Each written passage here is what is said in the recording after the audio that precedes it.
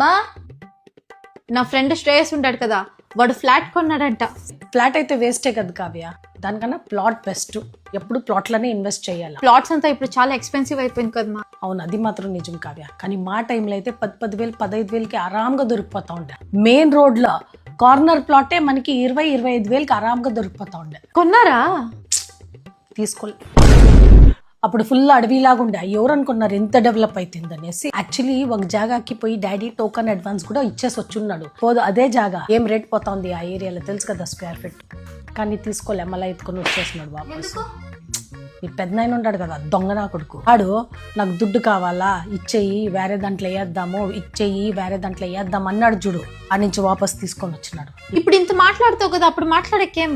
ఇప్పుడు ఉండే అంత ధైర్యం అప్పుడు లేదు కావ్య. మీరంతా చిన్న పిల్లకాయలు. నీ దగ్గర ఏం మాట్లాడేది నేను? డాడీ అంతా వాళ్ళ అన్న మాటే వింటా ఉన్నాడు, నా మాటే ఆడింటా ఉన్నాడు.